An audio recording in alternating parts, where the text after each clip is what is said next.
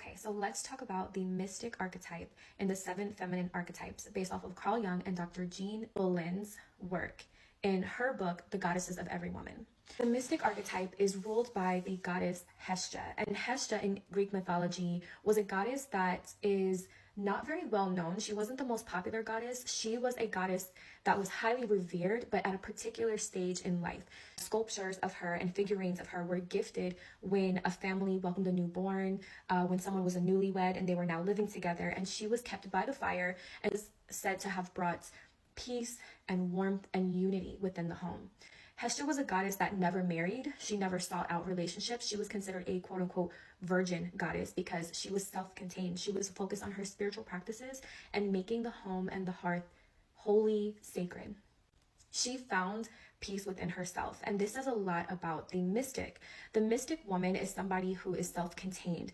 That's not to say that she is not romantic or not interested in romance. Quite the contrary. Any mystics are very sensual. They're very romantic, but it's more understated because this archetype is naturally going to be more introverted. They're not going to be the most outward with their affections. They may be more reserved and approach love in a very cautious way. If it's a healthy mystic, it's because she is so deeply spiritual that she is constantly able to assess and discern energies. This is a person who is not going to give their time, their energy, their love, or their attention freely. So the Hestia woman or the mystic woman deeply honors herself first. Her personality can seem aloof. She can kind of seem like she's always in her own world, and she pretty much always is. She is someone that if there are gatherings, if there are social gatherings, even if she likes to be around the gathering, there's going to be a time where she retreats away within herself. Even if it's not out of the room, even if she just becomes quiet and gets in her head, the mystic woman has to have time for herself. She has to have time to daydream. You will also find that the mystic, because she's a woman typically of few words, she expresses herself through her art, whether it's journaling, playing an instrument, singing. There's usually, like, as quiet as she is on the surface, there's usually a rich and colorful inner world that comes out through her artistic expression. Examples of this: Frida Kahlo is a mystic woman, and she was deeply introverted, but she expressed herself through her abstract and her beautiful, unique art. Jhené Aiko is another mystic woman, and even though she is very quiet and has a very gentle presence, you can see how bold she is through her lyrics and through her fashion choices. Another person who is a mystic, I believe, is Alexa Demi. She is such a good example to me of a mystic. She does not play mystics in her characters, but the actress herself, Alexa Demi, is a mystic, I believe, because she says very little about herself. We don't know how old she is. We don't know much about her personal life, and she likes to keep it that way. She's able to maintain her mystery, and she has the ability to leave the audience wanting more.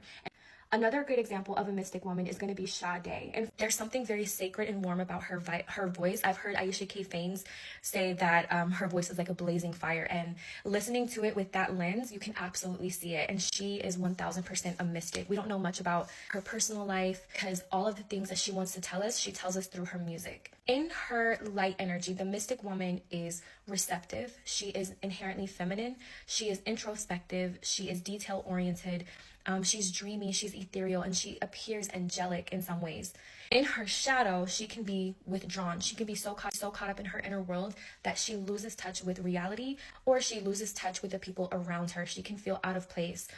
This is a person that can struggle and feel socially awkward because she doesn't really know how to engage in superficial conversations. She's not really good at banter. She's not good at, superficial conversations. If you were to take that same woman and sit down with her over dinner, you'd be fascinated because you're like, oh my goodness, I didn't know that you were such a conversationalist because you're so short, you're so short at work or in different settings. So really where you're going to see the best of the mystic woman is one-on-one. This is not a person who wants to speak up in groups. She's not going to be the loudest person in the room. She's not going to be the most flirtatious person in the room. So someone who is more extroverted, such as a lover or a queen, can like own the room that she walks in.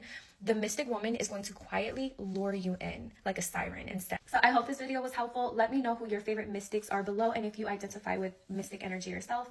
Thank you.